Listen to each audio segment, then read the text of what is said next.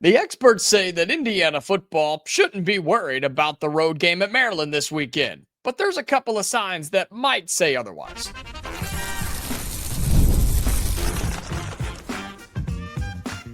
You are Locked On Hoosiers, your daily podcast on the Indiana Hoosiers.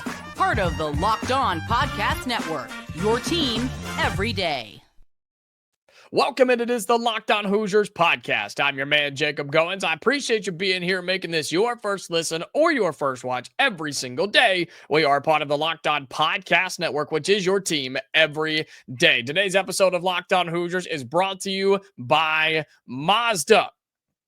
Like our players, we sweat every detail because when you make every move count, pulling off the unexpected is only the beginning. Stay tuned later for highlights from this week's Moving the Game Forward Mazda Move and Be Move. Well, a jam-packed show for you on this Friday as Indiana basketball has some major recruiting updates that we need to talk about. We'll get to those in the third segment of today's show. Plus, as we're about to flip the calendar to November, it's time to start talking about the college football playoffs. But you can't look ahead to the playoffs yet before you get past the Maryland Terrapins. And that's what Indiana has to do this weekend on the road. It's the Hoosiers on the road at Maryland for just the third trip of the year, right? Your third road trip of the season for Indiana. Of course, you went to Iowa, then you went to Oregon, and now you're going out to Maryland. And the betting odds say you're a 3-touchdown favorite. Ain't no way that Indiana could lose to Maryland. And not a lot of people are going to pay attention to this game,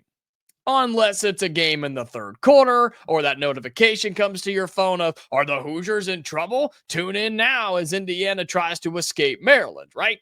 That's when people will start to tune into this game. And I do think that there's a possibility that that can happen. But until it does, nobody's willing to predict it because of what Indiana has done to this point. You've dominated your lesser opponents like you did last week against UCLA, and you've beaten the teams that people didn't think you could: Illinois, Iowa, and Oregon. And so there really is not a fair argument to ask the question, which Indiana team shows up, right? The only time the Hoosiers haven't played their best football was against Iowa, and yet you still won, which is a pretty good sign of a pretty good team, if you ask me. I've seen a lot of you making that point this week, and I absolutely agree. The question's not about which Indiana team shows up. It's more about which Maryland team shows up, right? Which Terrapins team are you going to get come Saturday afternoon? This is the CBS game. It's on national TV. They've got a homecoming event going on, right? So they should have a lot of fans there. And the second-ranked team in the country's coming to town. Maryland would love nothing more than to get a win that would absolutely save Loxley's job, the head coach of Maryland. They would love nothing more than to beat the second-ranked team in the country and save his job, win on homecoming, and try to cash in on something they haven't been able to do the last 3 weeks, which is win a close ball game. They lost to Washington by 4. That's a good Washington team that they almost beat. They lost to Nebraska by 3. That's a good Nebraska team that they almost beat. And then they lost to UCLA. We don't have to talk about that one. But you know what the Washington and Nebraska games had in common? They were at home for Maryland. They were in College Park. And that's where Indiana goes tomorrow. So you should have a little stress for Indiana going on the road, especially since you've only done it twice this season. And I'm a firm believer that a message to this team should be, hey, if you want to win a national championship, which is absolutely on the table for the Hoosiers in 2025, if you want to win a national championship, you're going to have to do it away from Memorial Stadium. No, you're not going to have to do it in a true road game like this in conference play, but not all your games are going to be played in Bloomington. And if things keep going the way they're going, you won't even have to play a playoff game, or you won't even get to play a playoff game in Bloomington because you'll be sitting at home on the couch watching everybody else play and waiting on your opponent to play in the quarterfinals. But the message there is you got to find ways to win away from your home stadium. And that's what Indiana has to do in this game on Saturday. Now, you start looking at this Maryland squad, and there are a couple of stats that stick out to me that the Hoosiers have to be ready for. One, it's that Maryland's defense gets after the football. They have 22 sacks on the year as a team. They put pressure on quarterbacks. They throw a lot of different looks at you. They bring late pressures. They bring it from the edge. They bring it up the middle. They bring it delayed. They don't really care. They're going to get after the football, and that's a Maryland defense that's only given up more than 30 points once on the season. They gave up 34 to Nebraska. Other than that, 7, 9, 17, 10, 24, and 20. Their defense is legit, and those are against good offenses too. So Curt Cignetti and his squad and Coach Shanahan on the offensive side of the football, they've got to find ways to move the ball. And so you can't be where you were early in the year, having red zone issues and throwing your field goal unit out there. Of course, we know the injury to your long field goal kicker, Frankie, and of course your kickoff specialist as well. So you just don't want to put yourself in those spots, because the longer you go on the road in a close game, the more the momentum builds for the home team, and especially for the underdog, which is Maryland, again, by about 3 scores. And so Indiana's offense has to run the football. I think you need to do that all the time, early and often, with Roman Hemby, KAELON Black, whoever it is. If you need to run Mendoza, fine. But just dominate time of possession here. Don't turn it over. Do what you do and get it to your playmakers, because you have legitimately now 3 good options to throw to in terms of receivers with Surratt, Cooper, and now EJ Williams. You know me, I'm a big fan of Riley Nowakowski as well, and then getting it to your backs in the passing game too. As good as Maryland's defense is, as long as you protect Mendoza, you're going to be okay on that side of the football. The other side of the football is interesting too, because I've talked a lot, and so have we all, on the Big Ten squad shows that we do each week. Malik Washington is legit. That dude is a lot of fun to watch. 1,700 passing yards on the season. Rushing yards have not been great. Believe it or not, he actually doesn't take off and run all that much. And you may say, well, how does he only have 24 carries for 98 yards? Maybe he's been sacked a ton, right? Maybe he just can't get away from the defense. No, not really. That's not it either. He's only been sacked twice on the year. Malik Washington's only been sacked twice. He's able to scramble and get away from defenders and make plays, but he's always looking downfield. His eyes are always up. They're always looking for somebody to get open, and more times than not, he finds them. His completion percentage isn't great, but he's got 11 touchdowns, only 3 picks, and again, has only been sacked 2 times on the year. So as much of an emphasis that Indiana's offense has to put on not letting Fernando Mendoza get sacked, Indiana's defense has got to get after Malik Washington too. This will be the best defensive front he has seen all season, and it won't even be close. And it will be the best one he probably sees, other than maybe Michigan when they play them in the second to last game of the year. I don't think Maryland's ready for this. I don't think they're ready for the rotation on the defensive line, the second level of linebackers, and thank God Aiden Fisher should be okay and good to go, whatever percentage you get of him, right? However many snaps you get from Aiden Fisher as well. And I don't think he's going to be able to find many holes in the secondary on this Indiana defense, but you can't afford those communication breakdowns either. So if those couple of bad things happen for Indiana and all the stars align for Maryland, it's absolutely a team that can keep it close and try to pull off an upset at home for homecoming. I don't think it happens, but Indiana cannot overlook this game. And if we've learned anything about Curt Cignetti and the Hoosiers, they're going to show up. It really just depends on what version of Maryland you get on Saturday. All right, coming up here on Locked On Hoosiers, if Indiana takes care of business, or even if they don't, where are the Hoosiers projected in the college football playoff? We'll talk about the predictors and all the experts, and I'll tell you what I think as well. That's coming up next here on Locked On Hoosiers. Today's episode of Locked On Hoosiers is brought to you by Mazda's moving the game forward. For those who believe it's not just about playing the game, it's about redefining it. There are moments that do more than put points on the board. They move crowds, they move culture, and keep moving the game forward. This week's moment that moved the game forward is really just the whole performance of EJ Williams last week against UCLA. He stepped up and showed he can be the number 1 guy if you need him to. 5 catches, 109 yards, and 2 touchdowns, including a 62-yard reception as well. EJ Williams is a guy to be reckoned with, one who has stuck it out at Indiana, and he's getting his shot next to some of the biggest names in the country. EJ Williams is the one that helped Indiana move forward and get the win over UCLA. So when you follow what moves you, the unexpected is only the beginning. And just like there's more to every highlight, there's more to a Mazda vehicle. Mazda, move and be moved. Welcome back into Locked On Hoosiers. Appreciate you being here, making this your go-to spot for all things Indiana athletics. Reminder, we're going to talk some Indiana basketball coming up in the third segment. Few recruiting updates, a big commitment date on Saturday, plus the Hoosiers were out again on the trail this week. We'll talk about that and if Indiana's going to pick up another one in the class of 2026. But we continue talking football because we're about to turn the calendar to November, or by the time you watch or listen to this, maybe it already is November. And it's time for the college football playoff. And the rankings are going to come out this week. The first rankings, that is, about who's in and who's out. And we know that that's the narrative of today's game of college football, whether we like it or not, right? It's put a damper on bowl season. It's put a damper on, I think, conference championship games and a whole lot more.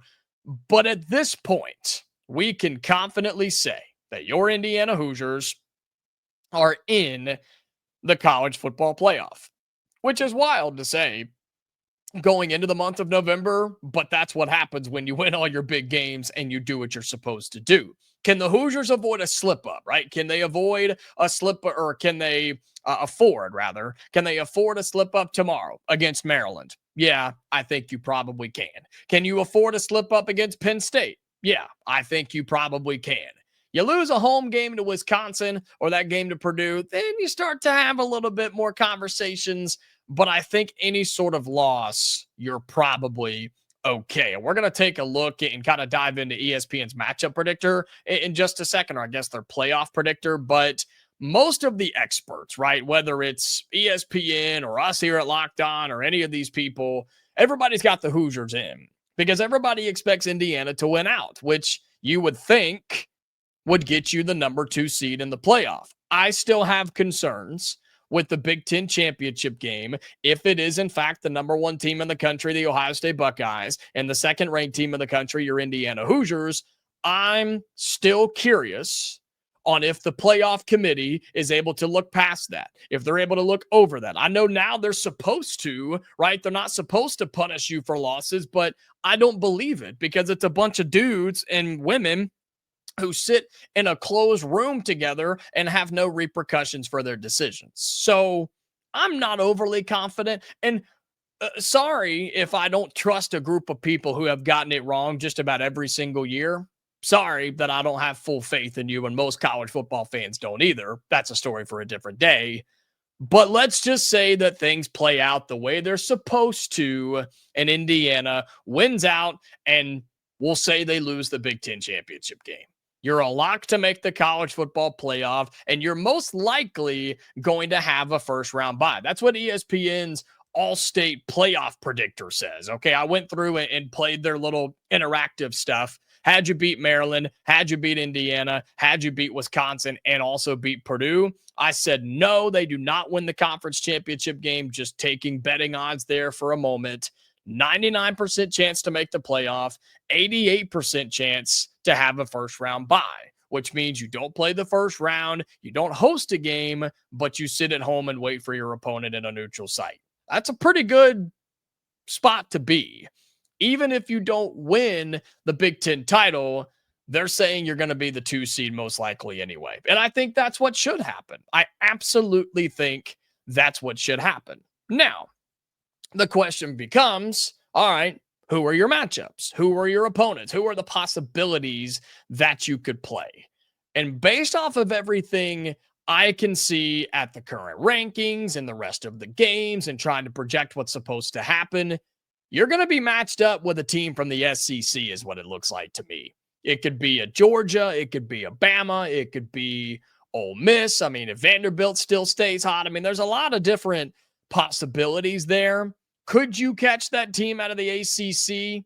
Georgia Tech, Miami? Yeah, I think so. I love our odds against a Georgia Tech. I love our odds against a Miami. And I think I like our odds against any of those SEC teams. It'd be fun, but I'm up for whatever. But those games are not on college campuses. Those are neutral site games. You've got the, oh goodness, can I remember this? Is it the Orange Bowl and the Cotton Bowl or something like that? I can't quite remember which technical bowl game there is in there, but it is neutral site. And so regardless, you're going to play a team that has already played a game, and you're going to play one of those teams that maybe built a little bit of momentum, maybe figured some things out, or maybe they got banged up. Maybe they're not feeling their best. And now they come into a well-rested, well-prepared Indiana Hoosiers team. But I think it is safe to say that Indiana is in a great spot to make it to the college football playoff, yes, but to be a top 4 seed. But we were talking a moment ago about if you lose a game, if you lose this weekend to Maryland, you're still going to make the playoffs, but you most likely wouldn't be that top 4 seed, which would be unfortunate, and I would hate for Indiana to lose that. But if there is some sort of a silver lining or a sugar coating there, you'd most likely end up hosting a game at Bloomington or in Bloomington at Memorial Stadium because you would not be a top 4 seed. You would most likely drop down to 6 or 7 probably and still host because of your resume with a top 10 win over Illinois and a top 10 win over Oregon. Not having Penn State as a resume building opportunity hurts, but I don't think you're going to miss it all that much.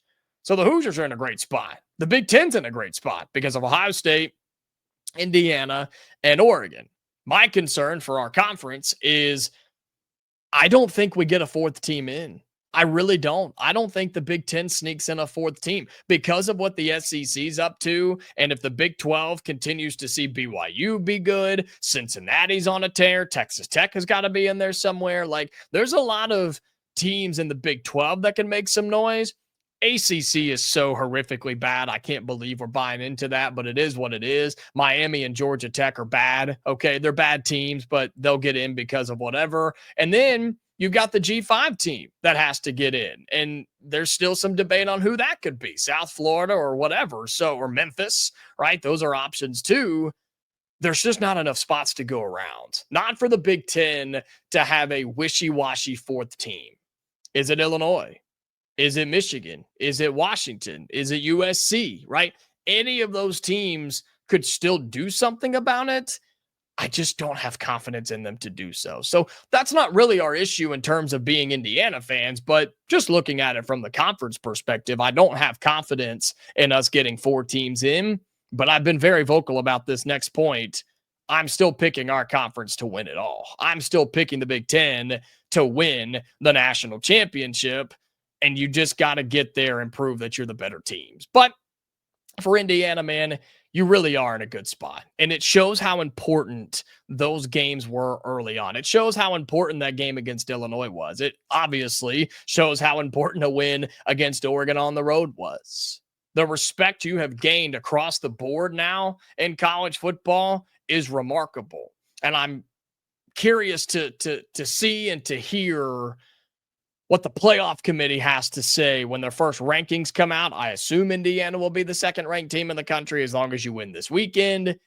And I want to hear what they have to say. I want to hear their thoughts on the Hoosiers and if they can afford to lose a game or not. We're not hoping they do, but I am curious on if they are able to do so. And I think teams should get an explanation. I think you should know where you stand with the playoff committee, not just with a number next to your name, but what you need to do the rest of the way, right? What about an Alabama or an Oregon or a Georgia? What about those teams? They should have some sort of an idea from the playoff committee of, hey, you do this, this, and this, and you'll be this number. Or Indiana, again, if you win out, you'll be the 2 seed. If you lose this game, you'll probably drop here. If you lose the Big Ten title game, you won't be impacted. Like, if we can have all these crazy models and things on different websites, why can we not get that from the playoff committee themselves? Why does this have to all be so secretive and dramatized and middle schooled up? I mean, it's like they're sitting at their own lunch table and they're looking over and they're pointing fingers and they're laughing and they're talking and scribbling down notes. but they don't want you to know until you know. It just doesn't make a whole lot of sense to me. Wouldn't it make a lot more sense if every team going into November knew what they had to do rather than just win and it'll all work itself out? Because that's not true. We've seen that not be the case. I don't know. Makes too much sense in my brain, I guess, for us to have clarity and openness when it comes to the college football playoff. But if you're Indiana, win your games. And at least in our situation, you will be just fine. All right, coming up on our final segment of Locked On Hoosiers, we will flip over to basketball, talk about a couple of recruiting updates, including one that could pop tomorrow. We'll have that for you in our final segment here on Locked On Hoosiers. Today's episode of Locked On Hoosiers is brought to you by DoorDash. It's almost the weekend. Time to look back and crown this week's MVP on Who Delivered, powered by DoorDash. Just like you can win every Saturday with DoorDash Streaks, saving more every time that you order, these players delivered when it mattered the most. Let's break it down. It's our guy, EJ Williams. You had over 100 yards receiving, 2 touchdowns, and you've stepped up into a role that Indiana didn't know it needed, but now it's a luxury that you have it. Elijah Surratt, Omar Cooper, and EJ Williams. Those are 3 of the most unstoppable receivers in the Big Ten and possibly in college football. So just like EJ Williams delivered for Indiana, DoorDash delivers your Saturdays. With DoorDash Streaks, you save every Saturday that you order, stack it up all season, and you could save up to $250, including $100 in DoorDash credits. Order this Saturday, keep the streak alive. Fuel your game day only with DoorDash. Terms apply. Promo period runs through November 18th.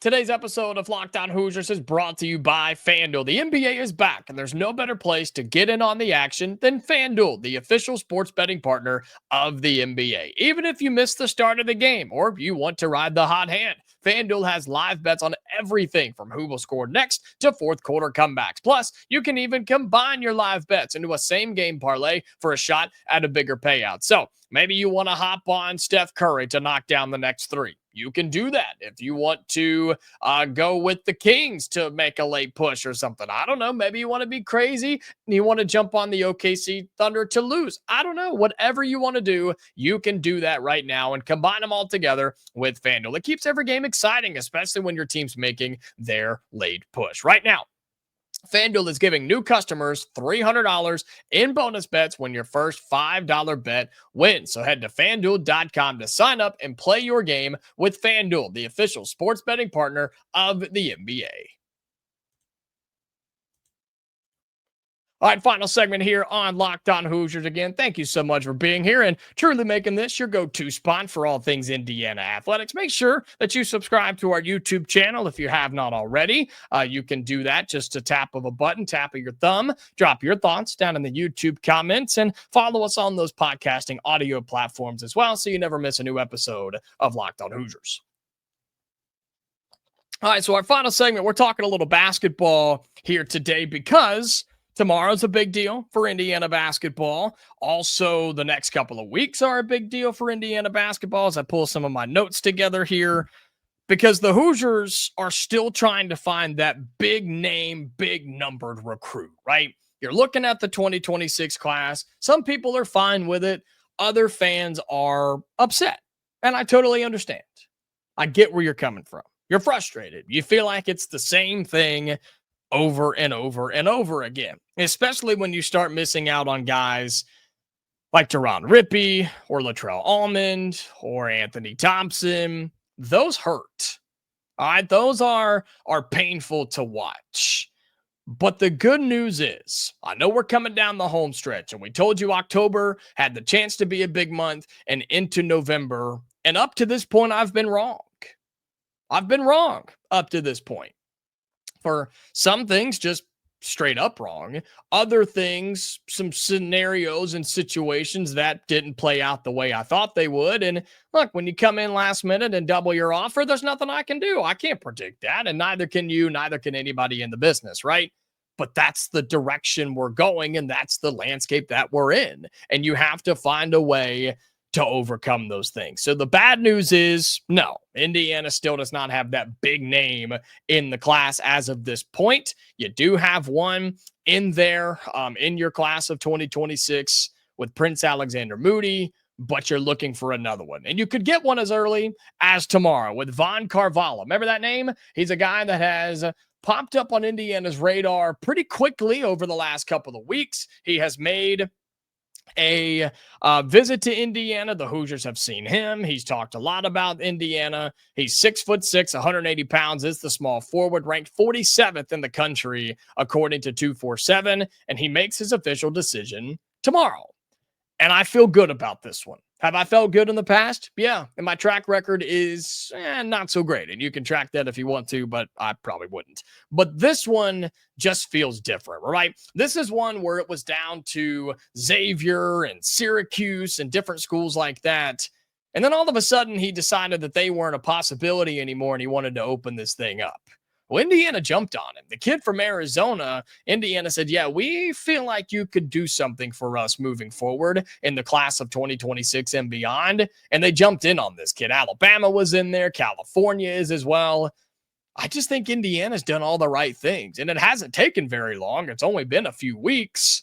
But I feel that Indiana has done what they needed to do. And my prediction is that VAUGHN KARVALA picks the Indiana Hoosiers. I think that he will become the best recruit in the class of 26 for Indiana up to this point. You're going after a guy that can shoot threes at will. He brings the ball up the floor. His length and athleticism is really fun to watch. And that's going to fit this Darren DeVries system that you're going to see this year at IU. And he has a chance to be a superstar in the future. So my prediction is that VAUGHN KARVALA picks Indiana tomorrow. That's at least he's supposed to pick tomorrow. We'll see if all of that comes through. Remember, he took a visit in the middle of October on the 16th. I believe that he will pick Indiana, but we'll have to wait and see. So his decision is coming tomorrow. You're still waiting on Ethan Taylor to make his decision, right? He is the second-ranked center in the class of 2026, 7 feet tall, 245 pounds from Branson, Missouri. Top 30 guy, second-ranked center. That one's pretty much any time at this point. And Indiana is in it, but it feels like Michigan State and Kansas have started to pull away. Don't think Indiana is out of it, but I don't know if Indiana's putting their full focus there because the Hoosiers went to see a man by the name of ARAFAN DIANE this week after he took an Indiana official visit. Remember, he was just on campus a little while ago. Indiana went to see him one more time before he makes his final official visit this weekend when he goes to see Houston. Now, you are competing with one of the better programs in the country, one of the best coaches in the country, and Kelvin Sampson, but Indiana feels like they've got a shot. You don't go see him a couple of days before he flies out to see Houston if you're not trying to send a message, if you're not trying to sway him a little bit, and you don't waste your time if you don't feel like you've got a foot in the door. I think Indiana does. For the number one ranked center in the country, it's going to be a rock fight down the stretch. You probably have to overcome the Houston Cougars, but you've got every chance to do so. And I think Indiana has handled this well. I think you've done everything you can and then some. It's just, it does come down to this final visit at Houston. And I'm looking for his official decision date. Believe it's November 19th. So you do have a couple of weeks. That's his birthday. And so you do have, less than 3 weeks probably from when he makes his decision. But Indiana's done their part. And you will still have communication with him. Houston will have communication with him too. But there's a chance that you land him as well. So you have an opportunity to land one of the two of the nation's best centers. And I feel good about you landing a small forward. Do you strike out completely? Do you land all three? That's not going to happen. But do you get two of what you're looking for here? I think if you get anything, at this point, you're happy with it. At this point, you're thankful. At this point, you kind of shake hands, you tip your cap, you move on, you take what you get what you get, and you don't throw a fit. If you're Indiana at this point, and you've already done some really good work in 2027. Is it what we thought it could be for 26? No. But something is better than nothing. And even if you don't get any of them, it is okay. You're going to go to the portal. You're going overseas. You're getting these guys that you need one way or the other. but you got to start getting some dudes in high school recruiting. So it starts tomorrow with VAUGHN KARVALA.